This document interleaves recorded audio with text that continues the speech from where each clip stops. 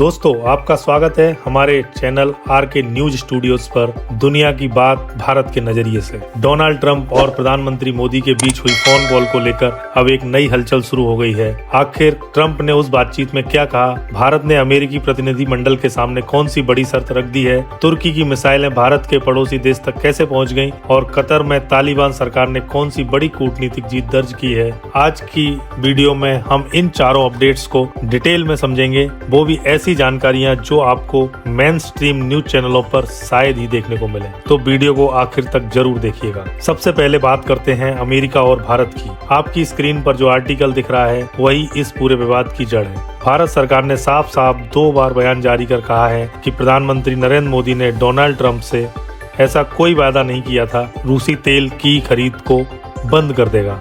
अब जब यही सवाल सीधे डोनाल्ड ट्रंप से पूछा गया कि भारत तो आपके दावे से इनकार कर रहा है, तब ट्रंप का जवाब चौंकाने वाला था। ट्रंप ने कहा, अगर भारत ऐसा कह रहा है तो फिर भारत को आगे भी अमेरिका को भारी टैरिफ देने पड़ेंगे, लेकिन मुझे नहीं लगता कि भारत ने ऐसा कहा होगा। जब मैंने प्रधानमंत्री मोदी से बात की थी, उन्होंने कहा था कि रूस से तेल खरीदना वो रोक देंगे। अब अगर भारत पलट रहा है तो उसे इसका आर्थिक असर झेलना पड़ेगा। यानी साफ है, ट्रंप अब भी यही दावा कर रहे हैं कि मोदी ने उनसे फोन कॉल पर रूस से तेल न खरीदने का वादा किया था। यह तीसरी बार है जब ट्रंप ने पब्लिकली ऐसा कहा है। हालांकि भारत के विदेश मंत्रालय ने अभी तक इस पर कोई आधिकारिक प्रतिक्रिया नहीं दी है। इसी बीच एक और अहम खबर सामने आई है। भारत ने अमेरिका के साथ चल रही ट्रेड वार्ताओं में एक बड़ी मांग रखी है। रिपोर्ट्स के मुताबिक भारत चाहता है अमेरिकी सरकार भारत पर सिर्फ 10 से 15% का ओवरऑल टैरिफ लगाए। भारत की दलील है कि साउथ एशिया और आसपास के देशों की तुलना में भारत पर कम टैरिफ रखा जाए ताकि भारतीय मैन्युफैक्चरिंग को प्रतिस्पर्धात्मक बढ़त मिले। उदाहरण के तौर पर देखें तो कंबोडिया, फिलीपींस, थाईलैंड और इंडोनेशिया पर करीब 19% टैरिफ है। वियतनाम और बांग्लादेश पर 20%, मलेशिया पर 25% और पाकिस्तान पर भी लगभग 19% टैरिफ लगाया जाता है। भारत का कहना है कि वो लेबर इंटेंसिव मार्केट है और अगर टैरिफ कम हुए तो उत्पादन और एक्सपोर्ट दोनों को जबरदस्त बूस्ट मिलेगा। इसलिए भारत सरकार चाहती है कि अमेरिका भारत पर केवल 10 से 15% रेसिप्रोकल टैरिफ ही लगाए।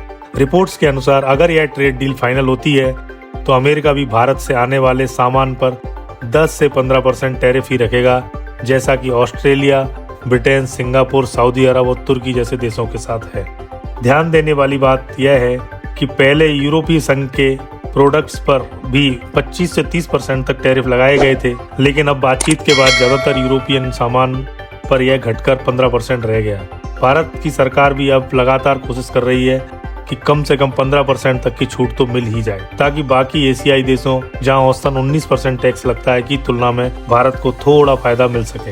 यह कदम भारत की इंडस्ट्रियल पोजीशन को और मजबूत कर सकता है। अब अगला अपडेट इंडियन एयरफोर्स और ब्रह्मोस मिसाइल से जुड़ा हुआ है। बात ऐसी है कि अभी इंडियन एयरफोर्स के सुखोई Su-30 MKI जेट्स में से सिर्फ 2 स्क्वाड्रन ही एयर लॉन्च ब्रह्मोस कैरियर के तौर पर मॉडिफाइड है।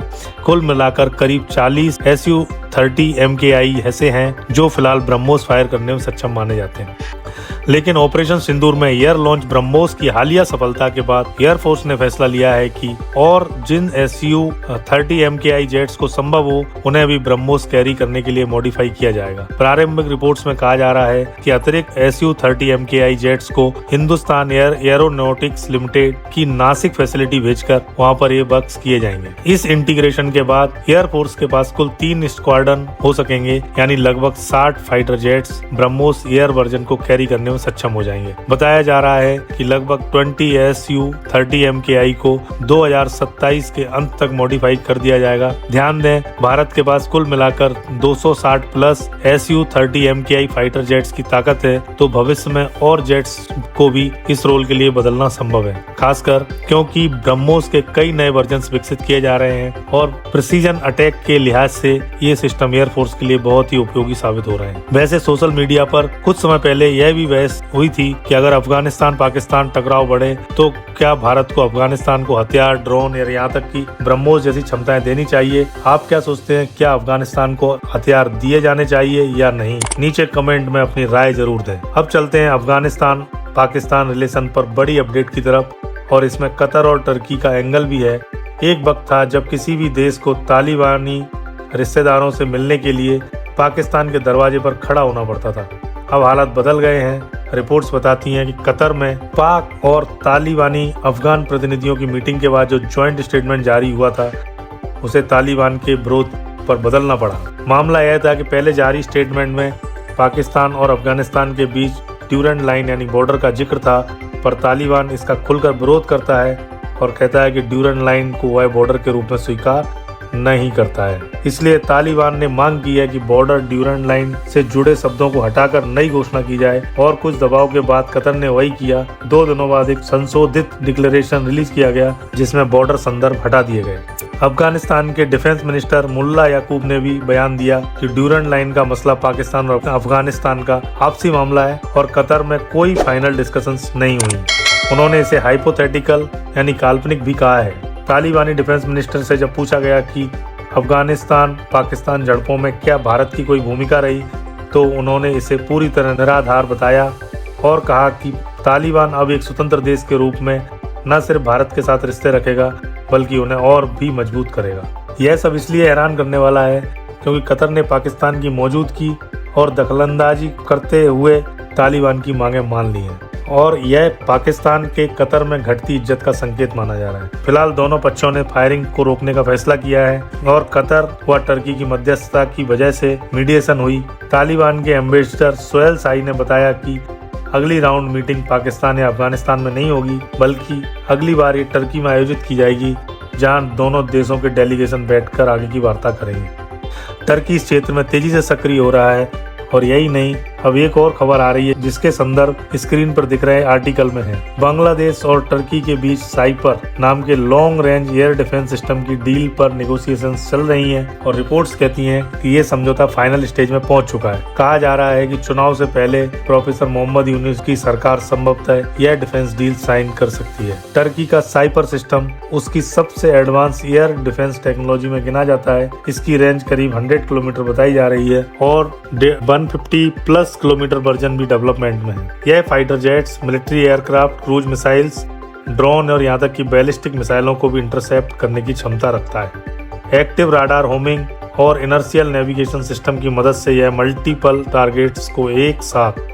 इंगेज कर सकता है। और अगर बांग्लादेश सोचता है कि यह सिस्टम उसे भारत के किसी भी हमले से पूरी तरह बचा देगा, तो शायद यह समझदारी थोड़ी कमजोर सोच होगी, क्योंकि डिफेंस सिस्टम जहां मददगार है वहां उनकी सीमाएं और रणनीतिक निहितार्थ भी तो होते हैं। अब बात करते हैं अगले बड़े अपडेट की, जो जुड़ी है आसियान समिट से। समिट की डेट अब फाइनल हो चुकी है। 20 से 21 अक्टूबर को यह आयोजन होने जा रहा है। पहले ये समिट 26 अक्टूबर से मलेशिया में होनी थी, लेकिन अब इसे प्रीपोन कर दिया गया है। यानी इस मेगा समिट में अब सिर्फ 5 दिन से भी कम वक्त बाकी है।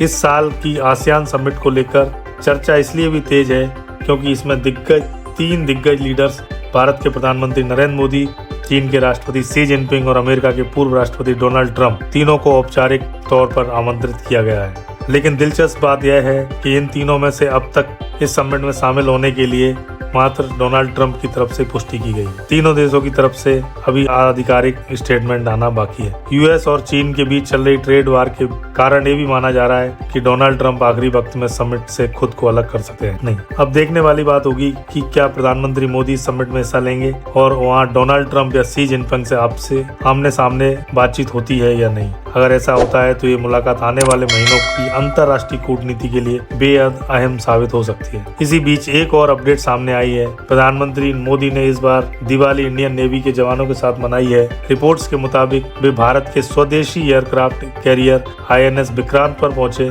जहां उन्होंने नेवी के अधिकारियों और जवानों से मुलाकात की, कई कार्यक्रमों में हिस्सा लिया और उनका मनोबल बढ़ाया।